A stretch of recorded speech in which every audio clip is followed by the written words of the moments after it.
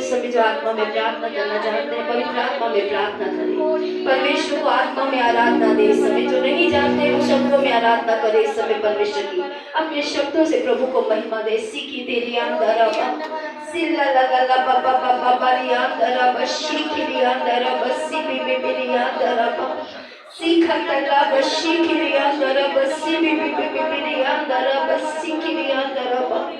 धन्यवाद पिता परमेश्वर, सच में प्रभु आप योग्य परमेश्वर है पिता। हमारी स्तुति हमारी महिमा हमारे आदर के योग्य परमेश्वर, हम आपको दंडवत करते हैं प्यारे पिता। आपके आगे अपने घुटनों को टेकते हैं प्रभु, क्योंकि आप सर्वोच्च है पिता परमेश्वर।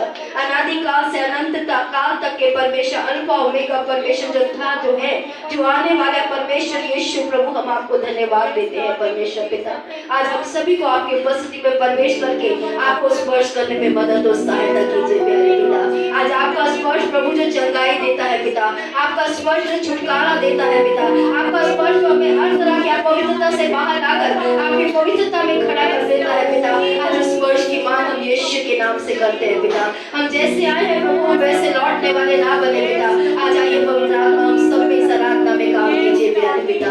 सारी महिमा आदर यीशु को देते हुए प्रार्थना यीशु मसीह के नाम से मांगते हैं, आमीन आमीन। आइए तालियों के साथ परमेश्वर की आराधना करेंगे।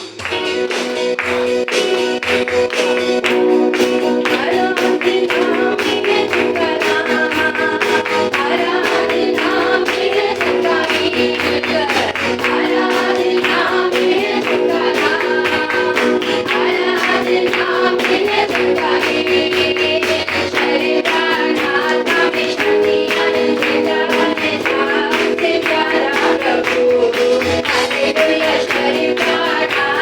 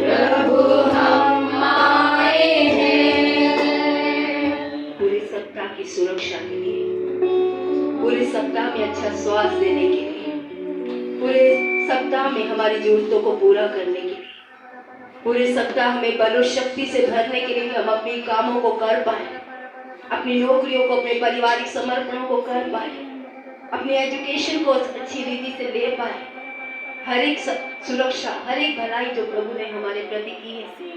आइए अपने शब्दों में परमेश्वर को धन्यवाद दें कि परमेश्वर धन्यवाद कि आज मैं स्वस्थ हूँ अपनी और तेरे घर की जरूरतों को पूरा करने के लिए। धन्यवाद प्रभु, आज मेरा परिवार सुरक्षित है, मेरे बच्चे सुरक्षित हैं प्रभु, मेरा जीवन साथी सुरक्षित है, मेरे माता पिता सुरक्षित हैं, हर एक जीवन जो तूने मुझसे जोड़ा वो सुरक्षित है प्रभु, उसके लिए तेरा धन्यवाद देता हूँ। हर एक एक्सीडेंट से, हर बुरी खबर से तूने मुझे और मेरे परिवार को बचाया प्रभु, उसके लिए मैं तेरा धन्यवाद देता हूँ। हर एक आपदा से प्रभु तूने परिवार की, देश की और हमारी रक्षा की पिता, उसके लिए हम आपका धन्यवाद देते हैं प्यारे पिता। जीवितों की इस भूमि पे जीवित रखा प्रभु, उसके लिए आपका धन्यवाद देते हैं प्यारे पिता परमेश्वर। आज देश की सुरक्षा के लिए, देश की भलाई के लिए धन्यवाद देते हैं प्यारे पिता। आइए अपने शब्दों में परमेश्वर को धन्यवाद दे सकते हैं।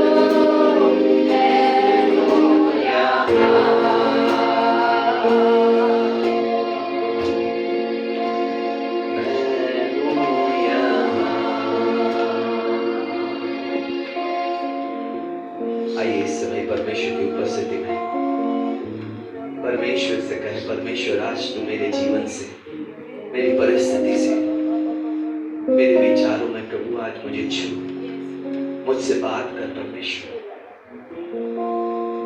उसका वचन कहता है मेरी भेड़ मेरी आवाज सुनेगी।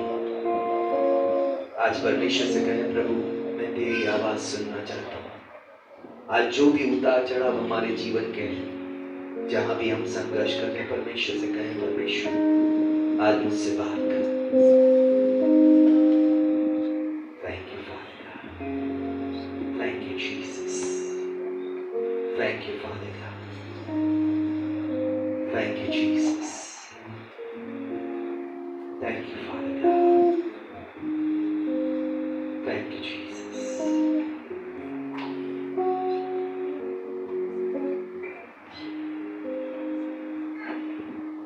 I believe the Lord says, those who will wait upon me shall renew their strength. परमेश्वर का वचन कहता है, जितने भी परमेश्वर यहोवा की बाट जोते हैं, वो एक नया बल प्राप्त करेंगे। They will rise up on the wings of eagle. वो उकाब की नाई उड़ेंगे। They will run and not faint. वो दौड़ेंगे लेकिन मूर्छित नहीं होंगे। They will walk and not be weary. वो चलेंगे और थकेंगे नहीं। आज अगर हम परमेश्वर की उपस्थिति में मूर्छित हुए, अगर आज हम अपने आत्मिक जीवन में चलते चलते थक गए, आज परमेश्वर से कहें, परमेश्वर मैं तेरा इंतजार करूंगा, तू मुझे छू, नए बल और शक्ति से भर प्रभु, नई आशा से भर प्रभु, नए जीवन से भर, नए दृष्टिकोण से भर प्रभु, यीशु के नाम से। आज प्रभु मुझे छू और मुझे नया कर दे परमेश्वर, नया कर दे परमेश्वर। आज प्रभु मुझे एक नए बल के साथ प्रभु, नए सामर्थ्य से भर दे परमेश्वर, यीशु के नाम से। Thank you Jesus, thank you father God, thank you Jesus, thank you father God. आज नया बल मांगे उनसे, जितने भी आत्मिक चाल में थके हैं, परमेश्वर से नया बल मांगे, नया स्पर्श मांगे, नया अभिषेक मांगे। Thank you Jesus, thank you father, thank you Jesus. अभिषेक कर दे मुझे तेरी रूह से, कि मैं बन सकूं हूबहू तेरे जैसा। अभिषेक कर दे मुझे तेरी रूह से, कि मैं बन सकूं हूबहू तेरे जैसा, और दुगना और ताजा ओ अभिषेक आज मुझ पर, ओ दुगना दुगना पहले से ज्यादा ज्यादा, ओ अभिषेक आज मुझ पर। तेरे वचनों में चल सकूं, तेरी राहों पर मैं चल सकूं, एक ऐसी कृपा कर दे मुझ पर यीशु।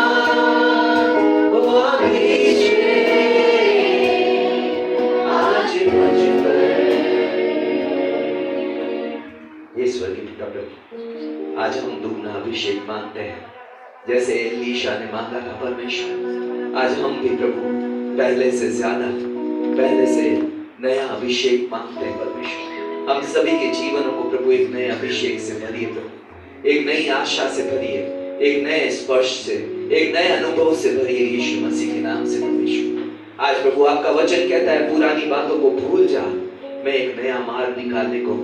आज प्रभु हमें वो नया मार्ग देखने में सहायता कीजिए, हमें वो दृष्टिकोण दीजिए, हमें वो नजरिया दीजिए प्रभु कि आपका दिखाया मार्ग हम देखने वाले बन सके, आपके मार्ग पे चलने वाले बन सके परमेश्वर। आज प्रभु यीशु मसीह के नाम से हम अपने जीवनों को, इस कलीसिया को, हर विश्वासी को, अपनी परिस्थितियों को आपके हाथ में सौंपते हैं परमेश्वर और प्रार्थना मांगते हैं परमेश्वर आप आइए और हम सभी के जीवन में अपना स्थान दीजिए प्रभु। धन्यवाद के साथ, विश्वास के साथ इस समय को, अपने जीवनों को आपके हाथ में सौंपते हुए ये सारी प्रार्थना यीशु मसीह के नाम से मांगते हैं, आमीन, आमीन। Thank you, Jesus.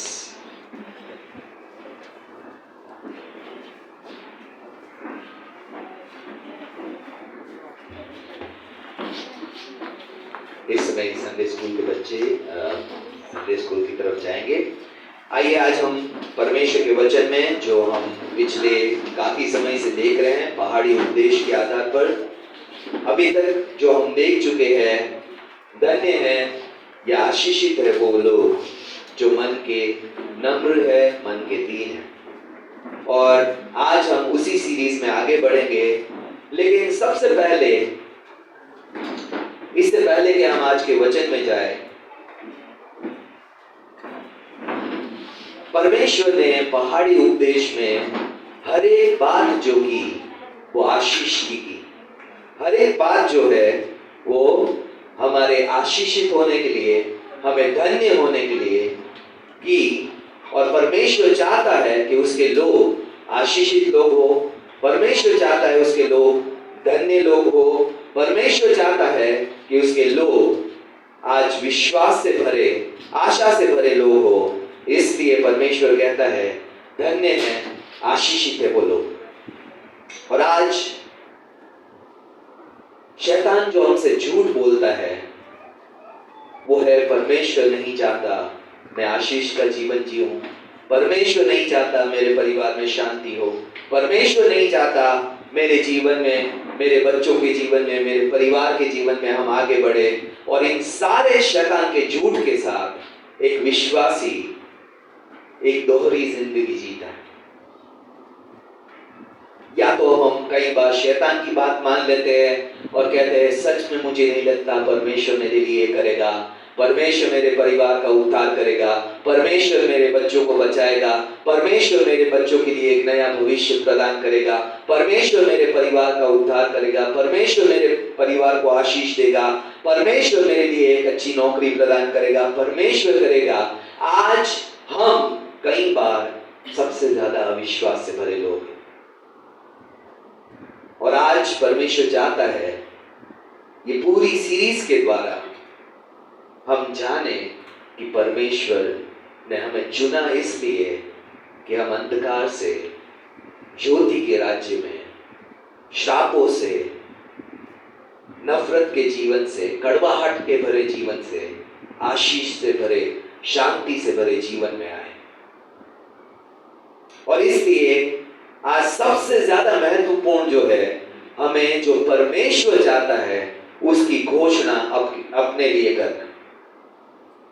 कि परमेश्वर चाहता है मैं आशीषित हूं, परमेश्वर चाहता है मुझे अच्छी नौकरी मिले, परमेश्वर चाहता है मेरे बच्चे के भविष्य के लिए नए द्वार खुले, परमेश्वर चाहता है, क्योंकि परमेश्वर हमेशा भलाई चाहने वाला और अपने लोगों की भलाई करने वाला परमेश्वर है।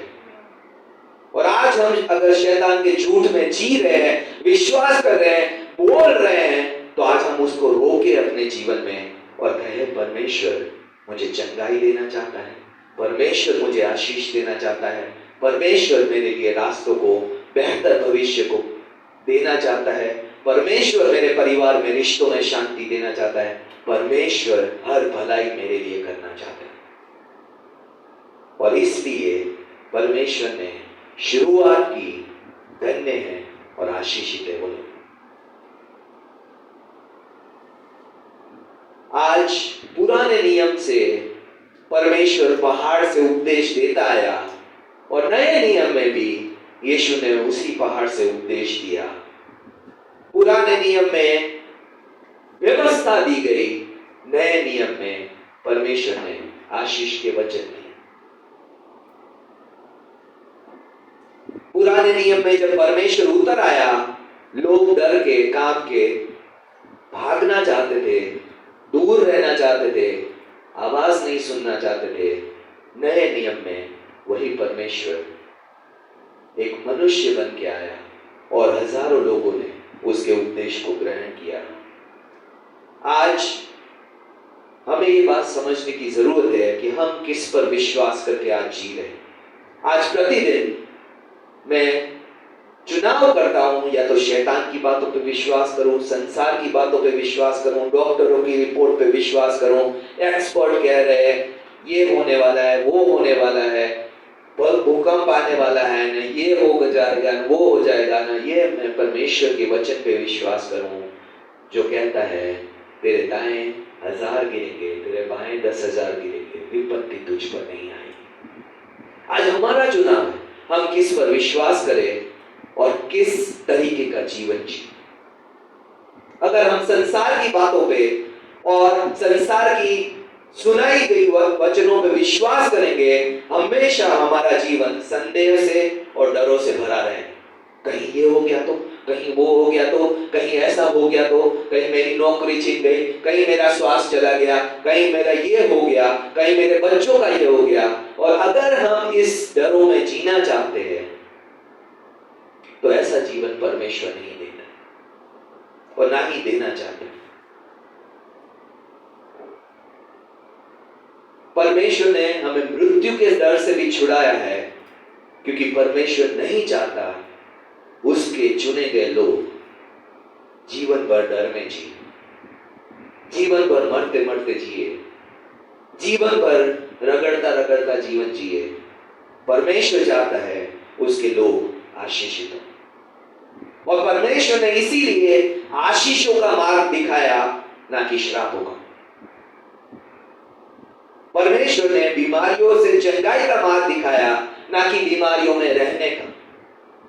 परमेश्वर ने संघर्षों से बाहर आने का मार्ग दिखाया, ना कि उसी संघर्षों में प्रतिदिन जीने। आज हमें चुनाव करना है, क्या जो परमेश्वर कहता है हम उस रास्ते पे चलेंगे, या जैसे संसार जी रहा है हर रोज मर मर के, हर रोज डरों से जी जी के, हर रोज कहीं ये ना हो जाए, कहीं वो ना हो जाए, और ऐसे जीवन रगड़ता हुआ जीना, ये हमारा चुनाव है, परमेश्वर का देन नहीं। और इसलिए जब चेले यीशु मसीह के पास आए, भीड़ यीशु मसीह के पास आई, उसने धन्य होने के, आशीषित होने के वचन की शिक्षा का प्रचार किया, क्योंकि परमेश्वर चाहता था ना सिर्फ चेले लेकिन भीड़ भी आशीषित हो।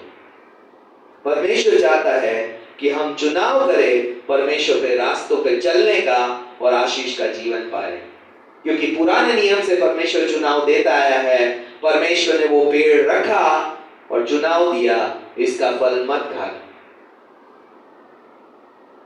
परमेश्वर ने नियम दिया, कहा इसका पालन करना, आशीष और समृद्धि का जीवन जिएगा, इसका पालन नहीं करेगा तो श्राप और समस्याओं का जीवन जिएगा।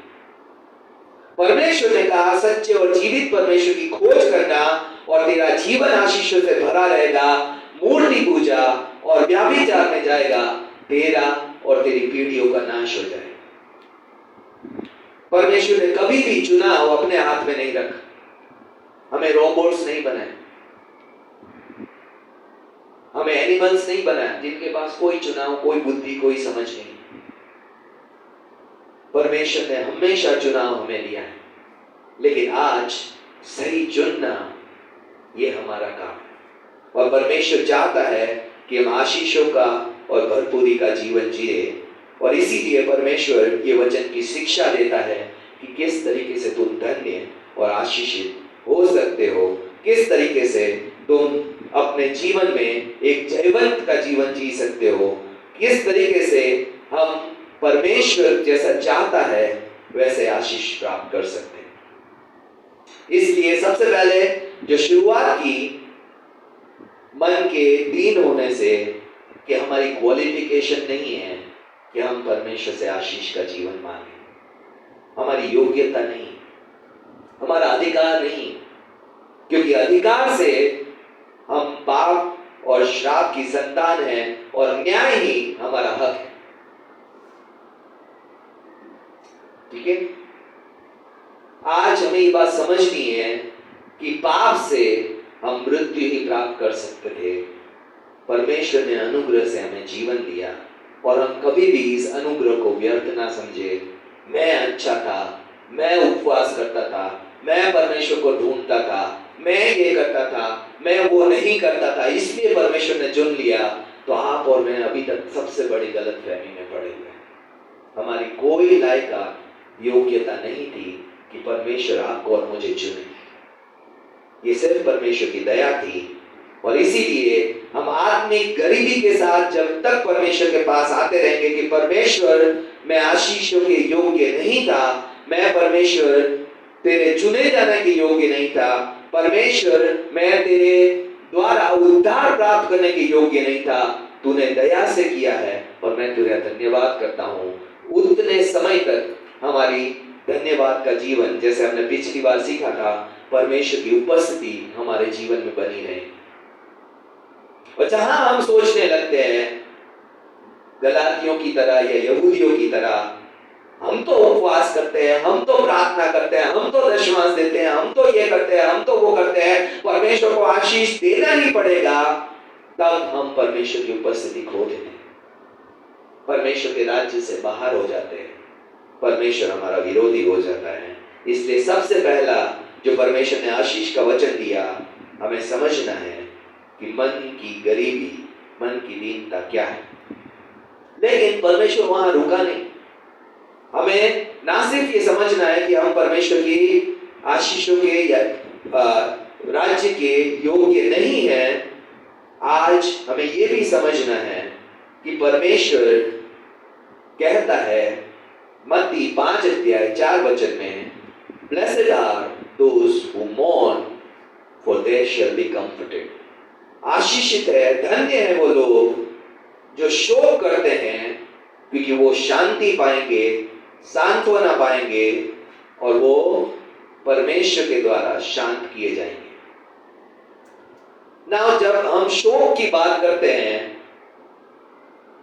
हमें सबसे पहले ये समझना है किस तरीके का शोक परमेश्वर चाहता है, क्योंकि इस संसार में 3 तरीके का शोक जिसको बोलते हैं, या तो दुख प्रकट करना, दुखी होना, दुख को व्यक्त करना, वो पाया जाता है। और आज हम तीनों तरीके के शोक को समझेंगे, जिसमें से पहला है नेचुरल मॉर्निंग, यानी कि स्वाभाविक शोक। और हम ये सब समझते हैं जब न्यूज़पेपर में एक फोटो आता है व्यक्ति का और नीचे लिखा होता है इनकी शोक सभा इस दिन यहाँ रखी गई। इसका मतलब कोई व्यक्ति मृत्यु को प्राप्त हो गया है और उसके परिवार वाले आपसे सहायता चाहते हैं कि वो आपसे मिलकर शोक करें उसकी मृत्यु के लिए। और ये जो पहला शोक जो है वो हम सभी के जीवन में आता है, क्योंकि सभी के जीवन में परिवार वालों की मृत्यु निश्चित है। जिसने इस परिवार में या इस संसार में जन्म लिया है उसकी मृत्यु निश्चित है। हर एक व्यक्ति अपने अपने जीवन में कहीं ना कहीं, कभी ना कभी अपने परिवारजनों को खोने के दुख से निकला है और पता होता है कि हमें पता नहीं चलता हम क्या करें, कैसे अपने आप को शांत करें, कैसे हम उस व्यक्ति को जिसको हमने खो दिया उसके लिए हम क्या करें।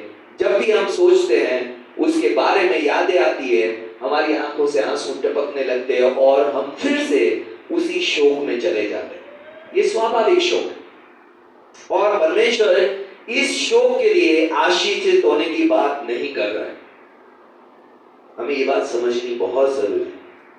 धन्य हैं जिनके परिवार वाले मृत्यु को प्राप्त हो गए और वो शोक कर रहे हैं। परमेश्वर ऐसा नहीं कह रहा,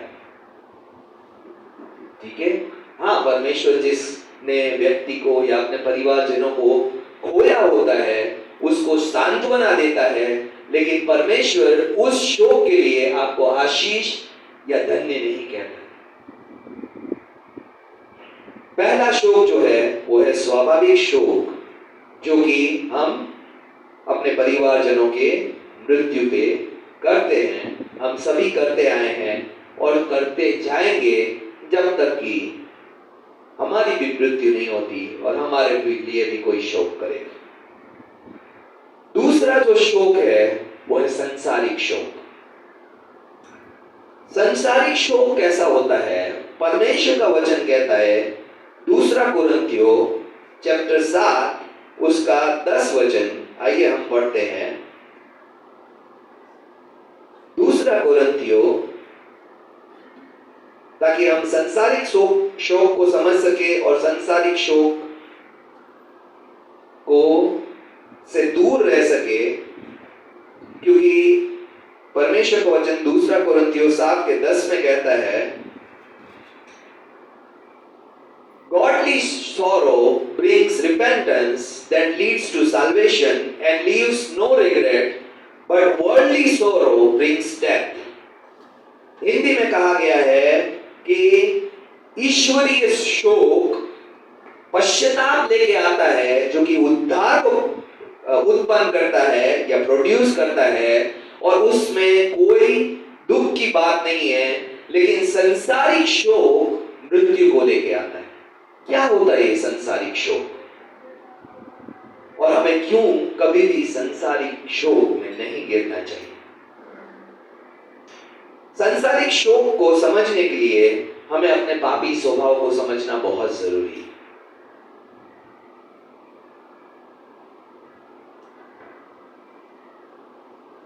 संसारिक शोक का स्रोत यानी कि सोर्स जो है वो मेरा पापी स्वभाव है।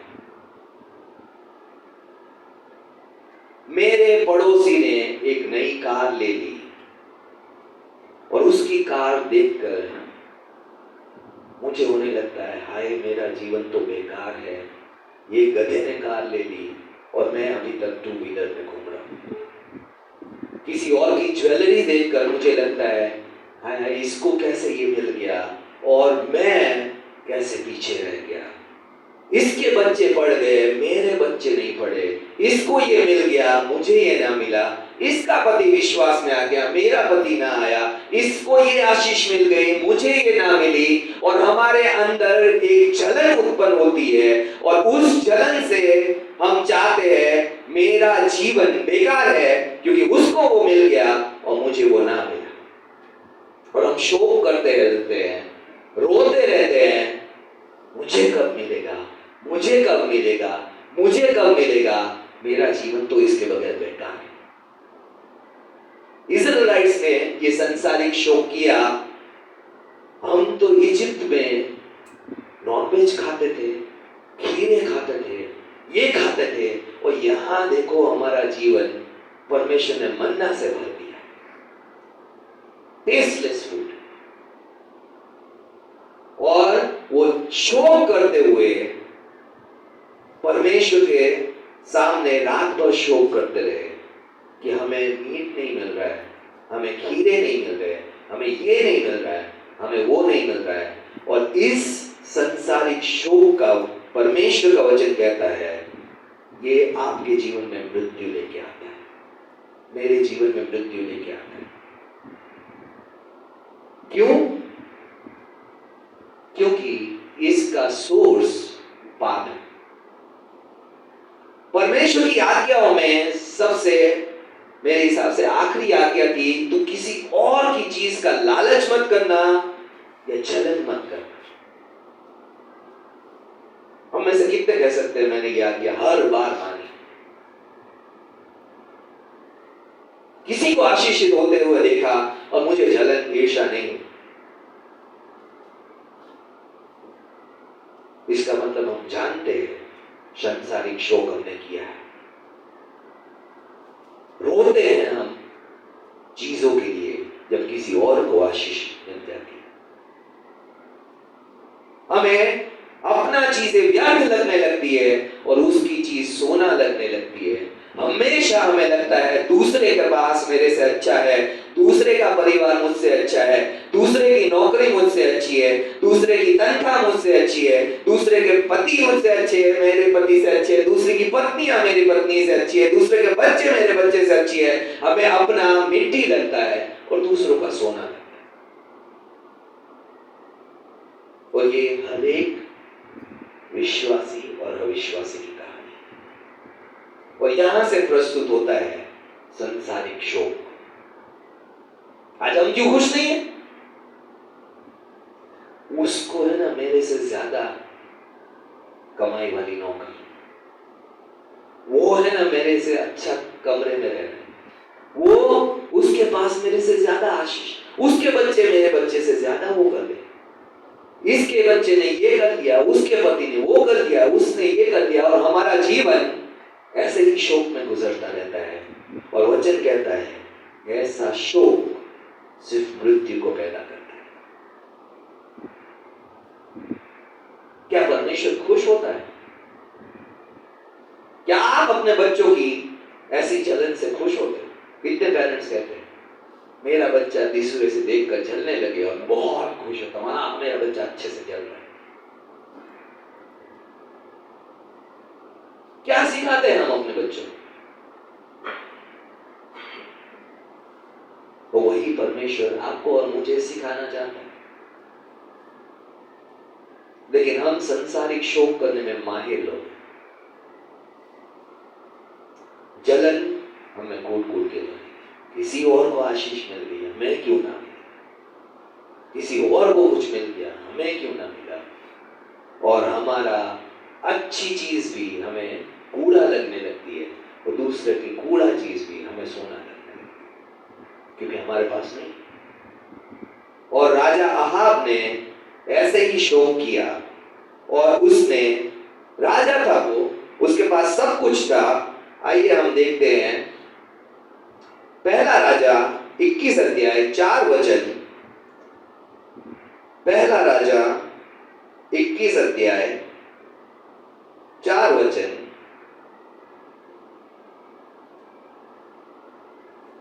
और 4 वचन से समझने से पहले हम एक वचन से शुरू करेंगे। आप में से अगर किसी के पास हिंदी बाइबल है तो कृपया लाउडली पढ़ सकते हैं। पहला राजा 21 अध्याय 1 से लेकर 4 वचन तक पढ़ेंगे और हम इस वर्ल्डली सौरों को हम अच्छे से समझेंगे। नामोद नामक एक इस्राएली की एक दाख की बारी सोमरोन के राजा अहाब के राजमंदिर के पास इज़राइल में थी। ओके, नाबोत नाम के एक व्यक्ति की दाख की बाड़ी कहाँ थी? जहाँ पे अहाब राजा का महल था, उसके बगल में ही, उसके पास में ही, नेक्स्ट टू हिज पैलेस। आगे पढ़ेंगे, 2 से लेकर 4 तक पढ़ेंगे। इन बातों के बाद अहाब ने नाबोत से कहा, तेरी दाख की बारी मेरे घर के पास है, तू उसे मुझे दे कि मैं उसमें साफ पात की बारी लगाऊं और मैं उसके बदले तुझे उससे अच्छी एक वाटिका दूंगा। नहीं तो तेरी इच्छा हो तो मैं तुझे उसका मूल्य दे दूंगा। ओके, अहाब ने क्या कहा?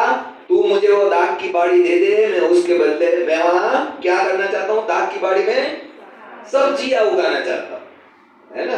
कितना नोबल आइडिया, कितना इंटेलिजेंट है वो। दाख की बाड़ी में सब्जियां उगाना चाहता है और क्योंकि मेरे महल से नेक्स्ट ही है, मुझे ज्यादा दूर नहीं जाना पड़ेगा, सब्जियों को मैं अपने महल से ही देखता रहूं, है ना? और उसने कहा इसके बदले में मैं या तो दूसरी अच्छी दाख की बाड़ी दूंगा या तो तुझे प्राइस पे कर दूंगा। अभी तीसरा वचन। नाबोत ने कहा, नाबोत ने अहाब से कहा, यहोवा न करे कि मैं अपने पुरखों का नीच भाग तुझे दूं। इज़राइल ने नाबोत के इस वचन के कारण कि मैं तुझे अपने पुरखों का नीच भाग न दूंगा, अहाब उदास और अप्रसन्न होकर अपने घर गया और बिछौने पर लेट गया किया और कुछ भोजन ना किया। राजा क्या कर रहा है?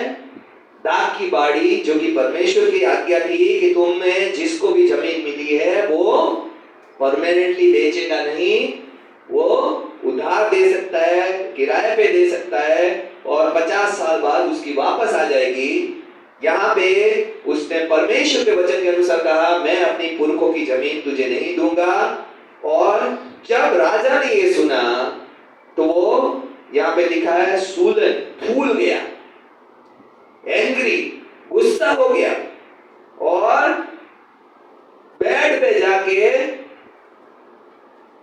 sulking and refused to eat, सुबह सुबह के रोने लगा और कहने लगा मैं खाना नहीं खाऊंगा। है ना, कितना इंटेलिजेंट और कितना मैच्योर राजा है।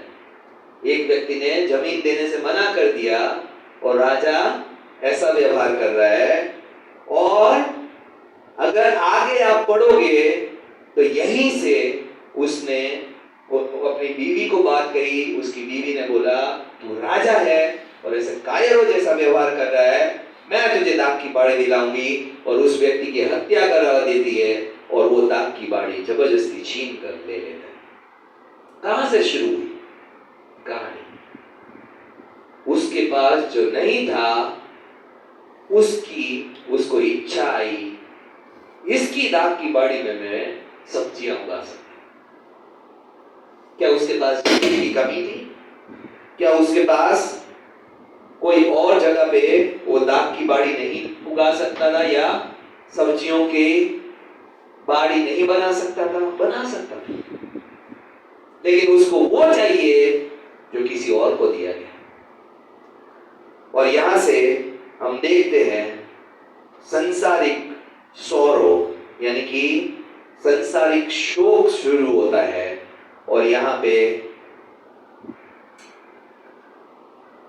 किसी और की डेथ हो जाती है और परमेश्वर उसको श्राप देता है, जैसे तूने नाबोत का खून बहाया है वैसे ही तेरा और जेजेबेल दोनों का खून कुत्ते पिएंगे, तुम दोनों को जमीन में गाड़ा नहीं जाएगा। राजा और रानी को जमीन में नहीं गाड़ा जाएगा। और क्यों ये प्रॉब्लम आई? क्योंकि उसने दूसरे की चीज का लालच रखा, दूसरे की चीज को अच्छा समझा और दूसरे की चीज के लिए अपने लाइफ को जीरो बना दिया। अगर ये बाड़ी मेरे लाइफ में नहीं है तो मेरे लाइफ में कुछ है ही नहीं।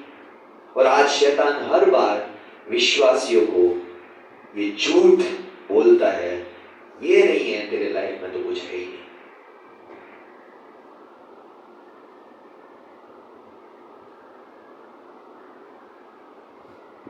आज मृत्यु हम पर सवार हो जाती है जब हम दूसरों की चीज का लालच करके, जब हम ये वर्ल्डली सौरो करके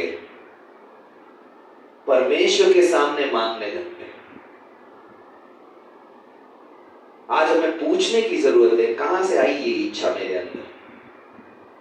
कुछ भी छोटी से छोटी चीज लेने की, छोटी से छोटी चीज खरीदने की या छोटी से छोटी इच्छा जो मेरे में आई, कहां से आई? मैंने किसी का देखा, 90% चांसेस है आपने किसी का देखा, बहुत पसंद आ गया। इससे पहले आपके अंदर इच्छा थी नहीं। किसी और के पास देखकर आपको लगा मेरे पास तो ये होना ही चाहिए, नहीं तो लाइफ बेकार। चाहे वो नौकरी हो, चाहे वो परिवार हो, चाहे वो बच्चे हो, चाहे वो कुछ भी बात हो, जिसकी शुरुआत जलन ईर्ष्या है उसका अंत मृत्यु ही होगा। और ये दूसरे तरीके का शोक है जो मृत्यु लेके आता है बगैर आशीष लेके।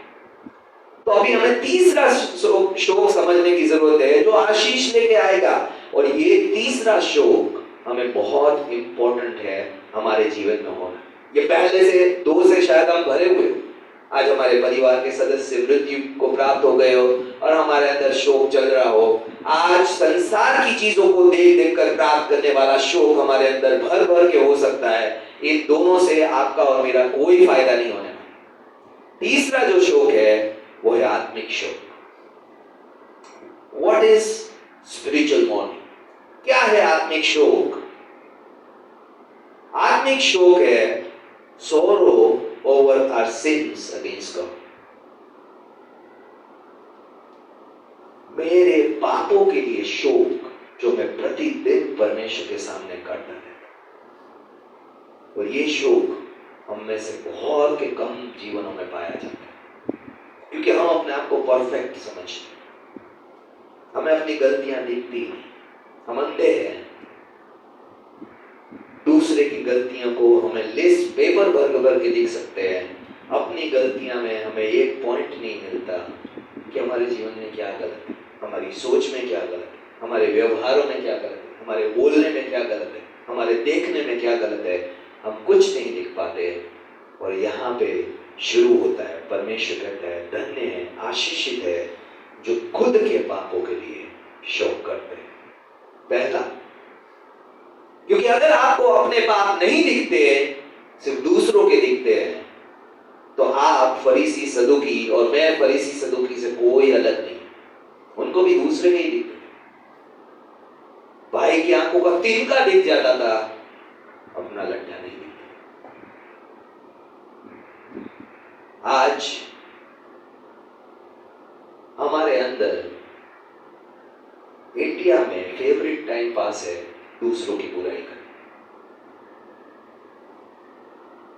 जहां समय मिला वहां हमें दूसरों की बुराई करना, दूसरों की वीकनेसेस के बारे में बोलना, दूसरों की कमियों के बारे में बढ़ा चढ़ा कर करना बहुत अच्छा लगता है। यंग लोगों का फेवरेट टाइम पास है किसी और की टांग खींचना, किसी और को नीचा करना, किसी और पे हंसना, और मजे से अपना टाइम पास हो गया।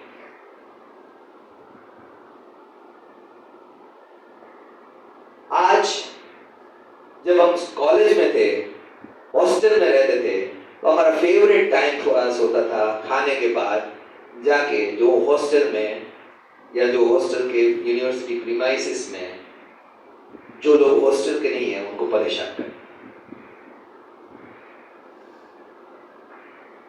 और आज मैं सोचता हूं कितने मूर्ख थे हम कि दूसरों को परेशान करके हमें मजा आता था, हमें खुशी मिलती थी, हमें लगता था आज हमने कुछ कर दिया क्योंकि हमने दूसरों को परेशान किया। और ये होता है संसारिक स्वभाव। दूसरों को नीचा किए बगैर हमारी रोटी हजम नहीं होती, दूसरों की बुराई किए बगैर हमें खाना पचता नहीं, दूसरों को नीची नजर से देखे बगैर हमें लगता ही नहीं है कि हम उससे बेहतर हैं।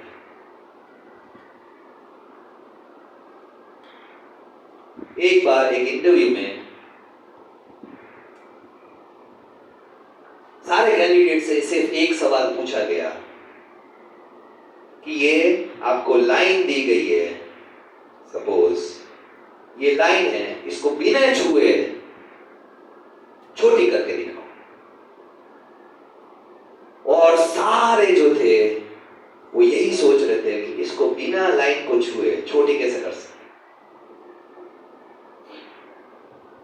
और सिर्फ एक कैंडिडेट ने उसका सही आंसर दिया और वो पास हो गया, सिलेक्ट हो गया। उसने सिंपल क्या किया, इससे एक लंबी लाइन उसके नीचे ड्रॉ कर दी, ऑटोमेटिकली वो बिना छुए छोटी हो गई। आज हमें लंबी लाइनें करना नहीं आता, हम दूसरों की लाइनें छोटी करने वाले लोग। कैसे उसको हम नीचा करें और अपने आप को बेहतर बनाएं, बजाय इसके कि कैसे हम अपने आप को इंप्रूव करें ताकि वो हमारे सामने ऑटोमेटिकली छोटा दिखने लगे। हमें ये करना नहीं आता। और आज इसीलिए हम स्पिरिचुअल मॉर्निंग ना करने वाले लोग हैं, अपने पाप ना देखने वाले लोग हैं, अपने गुनाह, अपनी गलतियां हमें दिखती नहीं है, अपने परिवार की बुराई नहीं दिखती, अपने पति की बुराई नहीं दिखती, अपने बच्चों की बुराई नहीं दिखती। हम ना सुन सकते हैं, ना कोई और बात करे तो हमसे सहा जाता है, क्योंकि हम में अपनी गलतियां देखने वाला स्वभाव है।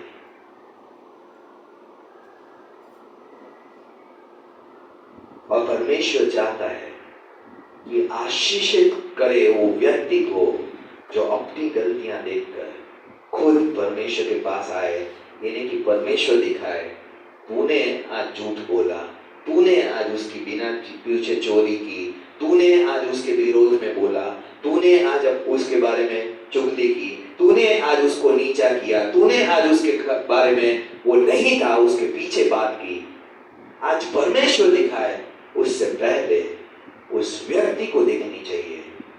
और परमेश्वर कहता है ऐसे लोग आशीषित हैं जो परमेश्वर के कहे बगैर अपनी गलतियों के लिए प्रायश्चित करते हैं, पश्चाताप करते हैं, कहते हैं परमेश्वर अगली बार ये गलती नहीं करूंगा और अपने आप को सुधार दे।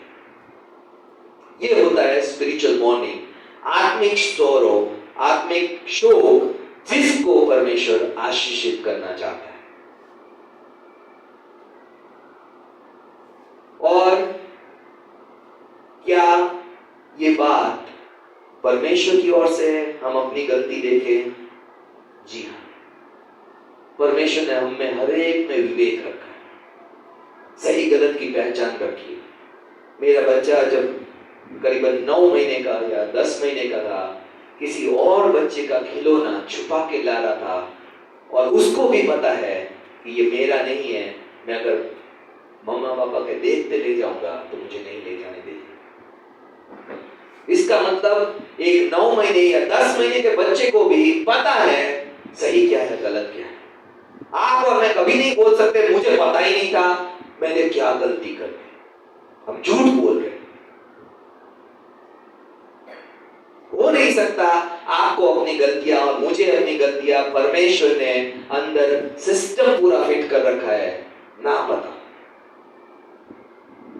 हम करते क्या है, चलता है। मेरी 100 गलतियां माफ, सामने वाले की एक भी माफ नहीं। उसको जैसे वो लेनदार का हिसाब वाला है, खुद के करोड़ों रुपए माफ करवा लिए, 100 रुपए के लिए उसका कॉलर पकड़ के उसका गला दबाने लगा, तू मेरा कर्ज चुका। हम ऐसे लोग, हमारी कितनी गलतियां परमेश्वर माफ करता है हमें कभी नहीं आता।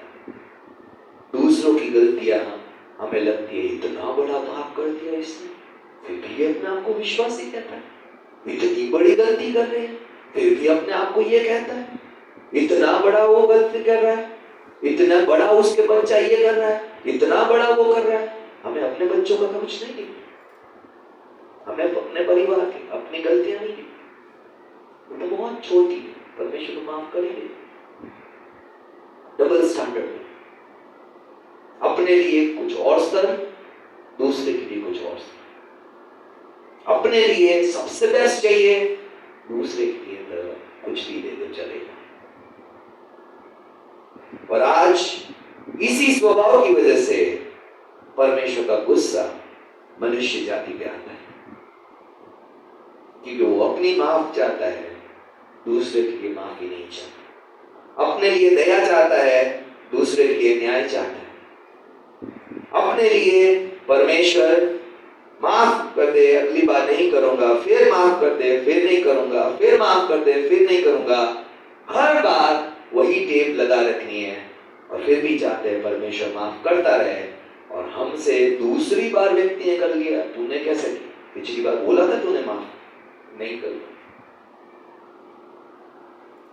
और आज इसी वजह से हमारा जीवन में परमेश्वर का न्याय, परमेश्वर का गुस्सा आता है, क्योंकि हम अपनी गलतियां मानने वाले लोग नहीं।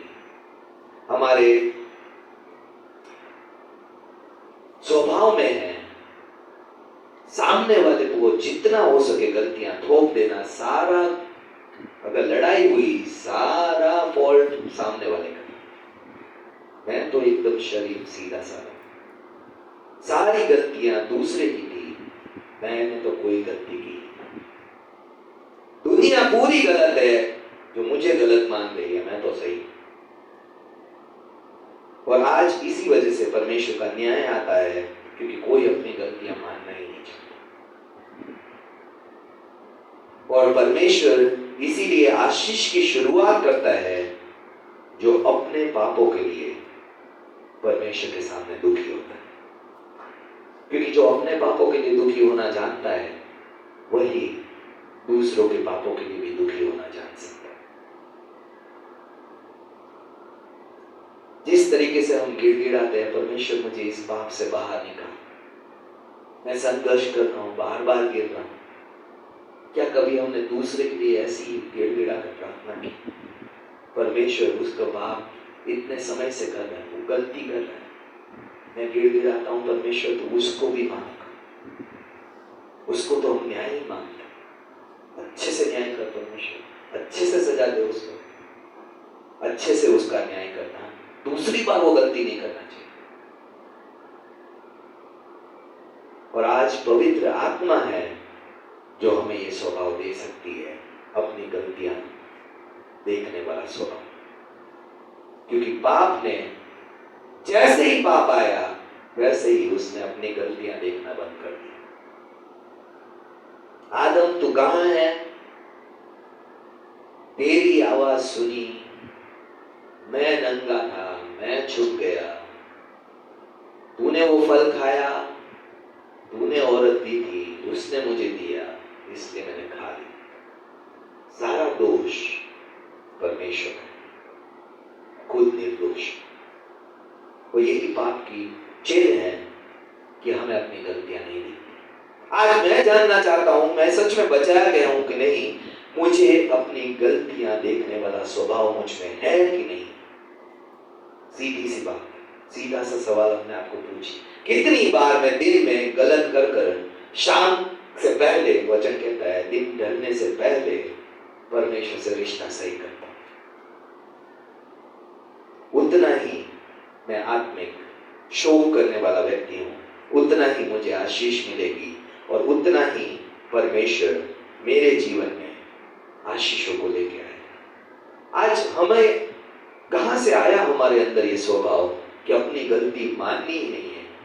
और आज मुझे शर्म आती है कहते हुए कि ना सिर्फ हम अपनी गलतियां नहीं मानते, बच्चों को भी वही सिखाते हैं, बेटा सॉरी नहीं बोलने का, कभी अपने आप को गलत नहीं मानने। और फिर हम चाहते हैं हमारा बच्चा खूब तरक्की करे, खूब आशीष पाए। और परमेश्वर का वचन कहता है जब तक आत्मिक शोक नहीं है तब तक आशीष नहीं। आज हम परमेश्वर की उपस्थिति में बैठे हुए अपने आप को जांचना शुरू करें। परमेश्वर का वचन हमेशा हमें आशीषित करना चाहता है। परमेश्वर की इच्छा आपको और मुझे आशीष करने की है। क्या हम आशीष के रास्तों का चुनाव कर रहे हैं? पहला हमने देखा 3 तरीके के शोक। पहला स्वाभाविक शोक जो किसी की मृत्यु पे हम करते हैं, जो हमारे परिवार का सदस्य या हमारे आसपास या हम जिससे प्रेम करते थे उसकी मृत्यु का शोक करते हैं। उस शोक को परमेश्वर आशीषित नहीं करता। वो स्वाभाविक शोक है। हर मृत्यु पे हमारे अंदर डिफॉल्ट है, हम उस व्यक्ति को मिस करते हैं, उसको याद करते हैं और हमारे अंदर से वो शोक निकलता रहता है और शायद कई बार जीवन भर निकलता रहता है। दूसरा है पाप वाला शोक, जब हम दूसरों की चीजों को देखकर अपने जीवन को तुच्छ समझते हैं, अपनी आशीषों को तुच्छ समझते हैं, अपने परिवारों को तुच्छ समझते हैं, अपनी नौकरियों को तुच्छ समझते हैं, अपना मिट्टी हो जाता है जब हमें दूसरे का दिखता है। वो है पाप वाला शोक जो परमेश्वर कहता है मृत्यु लेकर आता है। और तीसरा आत्मिक शोक, अपने पाप देखकर जो हमने परमेश्वर के विरोध में किए हैं, परमेश्वर के सामने दुखी होना, परमेश्वर से गिड़गिड़ाना, परमेश्वर मैं इस पाप से बाहर नहीं आ पा रहा। जैसे पौलुस ने कहा, चाहता तो मैं बहुत हूं परमेश्वर, तेरी इच्छा पूरी करूं, तेरा वचन मानूं, तेरी सेवा करूं, तेरे लिए सब कुछ करूं, तेरे लिए जीऊं, लेकिन मेरे शरीर में वही व्यवस्था चल रही है।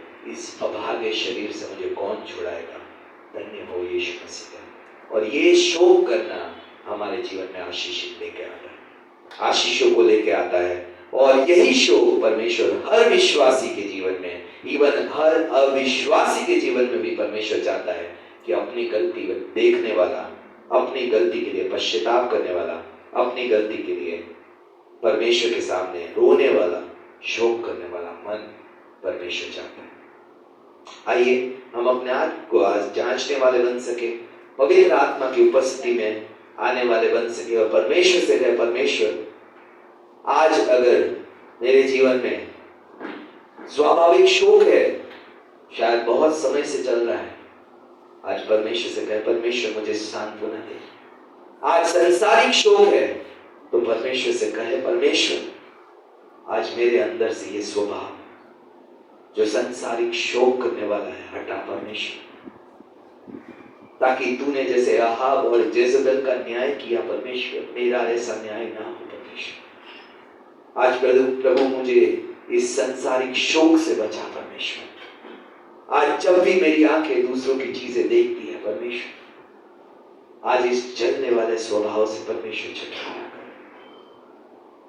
और तीसरा शोक जो अपनी गलतियां देखकर परमेश्वर के सामने दुखी होना है, जो परमेश्वर आशीष वाला शोक कहता है। आज अगर हम में नहीं है तो हम परमेश्वर से मांगे, परमेश्वर मुझे अपनी गलती देखने वाला, अपनी कमियां देखने वाला, अपनी गलतियों के लिए पश्चाताप करने वाला, अपने पापों के लिए प्रभु दुखी होने वाला मन दो परमेश्वर।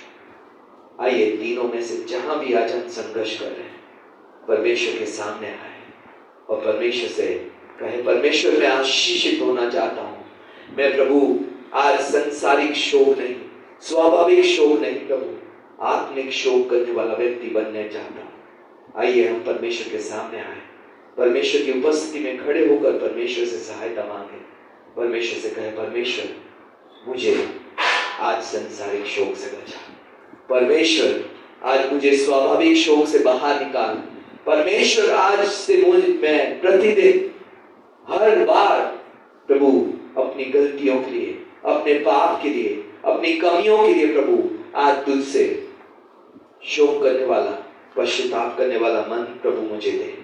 आइए हम परमेश्वर के पास आए और परमेश्वर से मांगे। परमेश्वर का वचन कहता है, धन्य है, आशीषित है वो व्यक्ति जो आत्मिक शोक करते हैं। आज स्वाभाविक शोक के लिए परमेश्वर हमें उससे बाहर लाना चाहता है। आज संसारिक शोक को हमारे जीवन से बाहर निकालना चाहता है, क्योंकि परमेश्वर के वचन के विरोध में है दूसरे की चीज का लालच ना करना, आज दूसरों की बुराई ना करना। आज परमेश्वर का वचन कहता है, दूसरे के प्रति झूठी गवाही मत देना। आज जो ये संसारिक शोक जो हमें भरा पड़ा है, आज परमेश्वर से कहे, परमेश्वर मुझे इससे खाली कर और आत्मिक शोक वाला मन दे। आइए हम परमेश्वर की उपस्थिति में आए। पास रचना हमें इस समय अगुवाई करके प्रार्थना में और आराधना में ले जाएंगे। Thank you Jesus, thank you Lord, thank you father, thank you Jesus. इस समय अपने लिए प्रार्थना करें, क्योंकि प्रभु यीशु मसीह ने कहा, धन्य है जो शोक करते हैं क्योंकि वो शांति पाएंगे। लेकिन वो शोक आज किसी के मरने का शोक नहीं, वो शोक संसार की चीजें ना होने का या आपके पास और मेरे पास क्या नहीं है उन बातों के लिए दुखी होने वाला शोक नहीं है, जिसके विषय में प्रभु यीशु ने कहा आशीष पाएंगे वो जीवन जो अपने जीवन की गलतियों को देखकर परमेश्वर के आगे दुखी होंगे। जैसे हम अपने बच्चों को कई बार उनकी गलतियों पे मारते हैं, पीटते हैं और वो दुखी होते हैं अपनी गलतियों को देखकर। आज परमेश्वर के न्याय आए तब हम दुखी होने वाले ना बने, बल्कि उससे पहले ही अपनी गलतियों को मानकर परमेश्वर से उन गलत स्वभावों को, उन गलत सोचों को, गलत जीवन शैली को आज छोड़ने का, उससे बाहर आने का परमेश्वर से हम सहायता मांगे। क्योंकि प्रभु यीशु ने कहा, धन्य है जो अपने पापों के लिए मेरे आगे शोक करेंगे, जो अपने पाप के जीवन को मानेंगे, पश्चाताप करेंगे। आगे हम समझेंगे ये शोक क्या है और कैसे किया जाता है। ये सारी बातें इस सीरीज में आपको सिखाई जाएंगी।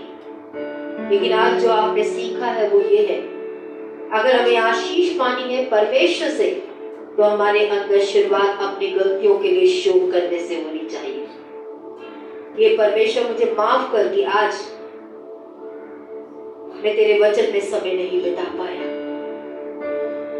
उसके लिए दुखी होना। परमेश्वर आज मुझे माफ कर कि तूने जीवन दिया, लेकिन फिर भी मैं तुझे अपने जीवन के 10 मिनट तक देने के लिए आज समय नहीं निकाल पाया। आज परमेश्वर के आगे दुखी होना, परमेश्वर तूने कहा कि सच बोल, लेकिन आज मैं सच नहीं बोल पाया।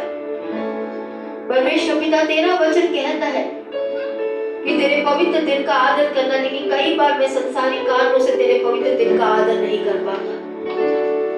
परमेश्वर ये तेरा वचन कहता है कि मैं आत्मा और सच्चाई से तेरी आराधना करूं, लेकिन मेरी आराधना में मेरी आत्मा और सच्चाई की आराधना नहीं होती, सिर्फ फोटो की आराधना होती है। प्रभु परमेश्वर के आगे अपनी गलतियों को देखना और गलतियों के लिए दुखी होना, प्रभु यीशु ने कहा ऐसे लोग परमेश्वर के द्वारा आशीष पाएंगे। आज परमेश्वर से सहायता मांगी कि परमेश्वर मैं इस शोक को कर पाऊं अपने जीवन में, इस शोक की सही समझ अपने जीवन में ले पाऊं, क्योंकि तूने मुझे आशीष का रास्ता दिखाया है। आज मुझे भी इस आशीष के रास्ते में चलने में मदद कर। अपने लिए परमेश्वर के आगे प्रार्थना कीजिए, प्रतिदिन चुनाव कीजिए कि सुबह से लेकर शाम तक मैं देखूंगा कहां कहां मैं परमेश्वर की बातों में नहीं चल पाया, कहां कहां परमेश्वर ने कहा तो अपने पड़ोसी के विषय में झूठ मत बोलना, लेकिन मैंने अपने आप को अच्छा दिखाने के लिए कई बार झूठ का सहारा लिया। परमेश्वर का वचन में कहता है मत कूड़ क्योंकि उससे बुराई निकलेगी, लेकिन मैंने कूड़ा और बुराई भी मेरे मुंह से निकली। आज परमेश्वर के आगे अपनी गलतियों को देखना और परमेश्वर के आगे गलतियों के लिए दुखी होते हैं जब, तो परमेश्वर कहता है तुम आशीषित हो जाओगे जब तुम ऐसा शोक करोगे और मुझसे तुम शांति को पाओगे। आइए अपने लिए परमेश्वर से प्रार्थना करें, कुछ पल लीजिए, आप अपने लिए प्रार्थना कीजिए इस समय। इस शोक को समझने के लिए, इस शोक को अपने जीवन में अपनाने के लिए परमेश्वर से मदद मांगे। और गलत शोक जो हमने न एक राजा के जीवन से देखा कि कैसे उसके अंदर गलत शोक था, अगर आपके अंदर भी आज गलत शोक ने इतना स्थान ले लिया कि दूसरों को देखकर आपके पास नहीं है, इसलिए आप ज्यादा दुखी हैं। सुबह से शाम तक आपका दुख इसी बात का है कि दुनिया के पास है, रिश्तेदारों के पास है, चर्च के लोगों के पास है, लेकिन मेरे पास ये सुख नहीं है। और आप इसलिए दुखी है क्योंकि दूसरों के पास है। तो ये मृत्यु का शोक है, बाइबल कहती है। ऐसा शोक मृत्यु की तरफ हमें लेके जाता है, बीमारियों की तरफ लेके जाता है, गलत आदतों की तरफ, गलत स्वभावों की तरफ खींचता है। ऐसा स्वभाव जब राजा के पास नहीं था तो रानी ने क्या किया? रानी ने दूसरे की हत्या करवा दी। याद रखिए, इस तरीके की चीजों का, लालच का शोक या चीजें ना होने का जो शोक है, वो आपको गलत फैसलों की तरफ लेके जाएगा, गलत चुनावों की तरफ लेके जाएगा, जो मृत्यु की तरफ मुझे और आपको खींच सकते हैं। आज परमेश्वर नहीं चाहता हम ऐसे शोक से भरे हुए लोग हो, बल्कि परमेश्वर चाहता है कि हम ऐसे लोग हो जो अपनी गलतियों को देखें, अपनी गलतियों के लिए परमेश्वर के आगे दुखी होने वाला शोक आज परमेश्वर हमारे जीवनों में देखना चाहता है, ताकि वो हमें आशीषित कर सके। चुनाव हमारे हाथ में है। आदम से वाटिका से आज तक परमेश्वर ने मनुष्य के हाथों में चुनाव छोड़ा है कि आप संसारिक शोक में जीना चाहेंगे या आज कहां परमेश्वर की धार्मिकता से आप और मैं नीचे गिरे हुए हैं। परमेश्वर के स्तर से आज भी हम कितने नीचे हैं, हमारी सोचों में आज कितने गलत विचार हैं, आज हमारे शब्दों में कितनी गलत बातें हैं, आज हमारे मन में दूसरों के प्रति जो कितनी गलत भावनाएं भरी पड़ी हैं, आज उसके लिए हम शोक करने वाले लोग बने कि परमेश्वर मुझे माफ कर। या आज तू तो कहता है प्रेम कर, लेकिन मैं प्रेम नहीं कर पा रहा। तू तो कहता है क्षमा कर, लेकिन मेरे मन में नामाफियां हैं, कड़वाहटें हैं, नाराजगियां हैं, बुराई से भरा पड़ा है मेरा मन। आज परमेश्वर मैं इस क्षेत्र में अपने पापी स्वभाव को देखना चाहता हूँ। आज इस पापी स्वभाव को प्रभु आज मैं घृणा करना चाहता हूँ। प्रभु जैसे तू पाप से घृणा करता है लेकिन मुझसे प्रेम करता है पिता, आज मैं भी अपने पाप के स्वभाव से घृणा कर पाऊं पिता, और आपकी आज्ञा से पालन करके आज शोक कर पाऊं। प्रभु इसमें मेरी मदद कीजिए। ये सच्चे जीवित पिता, पवित्र आत्मा आइए, ये शोक केवल आप उत्पन्न कर सकते हैं प्रभु हमारे जीवनों में पिता। आपने कहा जब पवित्र आत्मा आएगी तो पाप, न्याय, धार्मिकता के विषय में हमें निरुत्तर करेगी। आज पवित्र आत्मा का काम जो पाप का एहसास दिलाने का है प्रभु, आज हम सभी में कार्यकारी होने वाला बने। आज प्रभु हम दूसरों की नहीं, अपनी कमियों को देखकर आज रोने वाले बने पिता परमेश्वर। आज अपनी कमियों के लिए आज पश्चाताप करने वाला प्रभु से फोटो से नहीं, दिल से प्रभु उन बातों को छोड़ने का समर्पण पवित्र आत्मा आज हमें प्रदान कीजिए प्यारे पिता। आज मैं अपने लिए और कलीसिया के लिए प्रभु, जैसे हम हर रोज प्रार्थना कर रहे हैं प्रभु कि विक्ट्री फैमिली सेंटर का हर एक सदस्य प्रभु आज इस शोक से भरा जाए पिता परमेश्वर। आए प्रभु जी, इस वचन के अनुसार हम सभी में, पास्टर से लेकर मेंबर तक प्रभु, हर एक जीवन में, बच्चों में, जवानों में पवित्र आत्मा आज आप कार्य कीजिए, क्योंकि आपने कहा हम आशीषित होंगे जब हम ये शोक करेंगे, क्योंकि आपसे हम शांति पाएंगे पिता। आज इस कलीसिया का हर एक व्यक्ति इस शोक की आज गहराई में उतरने वाला बने पिता परमेश्वर। हर एक व्यक्ति आज अपनी कमियों को देखकर प्रभु आपके आगे गिड़गिड़ाने वाला, इन पापों के जीवन से बाहर आने की पुकार को आज पवित्र आत्मा की सामर्थ्य से हम भूखे और प्यास से भरने वाले बने मेरे पिता। आज हमारे मनों को रिवाइव कीजिए पिता परमेश्वर। हमारी पवित्र आत्मा का कार्य आज हमारे मनों में हमारे पाप का शोक उत्पन्न करने वाला बने पिता, ताकि आज हम गिड़गिड़ाएं प्रभु पतरस की तरह, पौलुस की तरह, कि कौन मुझे इस मृत्यु की देह से छुड़ाएगा, इस पाप के स्वभाव से हमें बाहर कौन लाएगा। आज हम उस यीशु को पुकारने वाले बने जिसके अनुग्रह से हम बचाएगा, जिसके अनुग्रह से हम इन पाप के जीवन से शोक करके बाहर आएंगे पिता। पवित्र प्रभु, आज इन वचनों को समझने में, इन वचनों को अपनाने में आज मेरी और विक्ट्री फैमिली सेंटर के हर एक सदस्य की, भाइयों की, बहनों की, बेटे और बेटियों की मदद कीजिए प्यारे पिता। धन्यवाद के साथ प्रभु मैं अपने आप को कलीसिया को आपका हाथों में सौंपते हुए प्रार्थना यीशु मसीह के नाम से मांगते हैं, आमीन आमीन। आप सब बैठ सकते हैं इस समय पे। प्रभु भोज जो है वो गुड फ्राइडे के दिन होगा, इसलिए आज प्रभु भोज नहीं है, क्योंकि हर बार जब गुड फ्राइडे आता है तो उस महीने में हम उसी दिन प्रभु भोज में शामिल होते हैं। तो आप सभी अगर ऐसी सोच के आए हैं कि आज प्रभु भोज होगा तो होगा, लेकिन हम गुड फ्राइडे के दिन से लेंगे। इस समय एक बार फिर से विक्ट्री फैमिली सेंटर कलीसिया नई दिल्ली में आपका स्वागत है। इस समय पर आप सभी को हम स्वागत करते हैं, ऑनलाइन से भी जो जुड़े हैं उनका भी हम स्वागत करते हैं। परमेश्वर को आशीष दे। इसी तरीके से हर एक इतवार को आप हमारे साथ जुड़ते रहें और आशीष पाते रहें। God bless you. जय मसीह।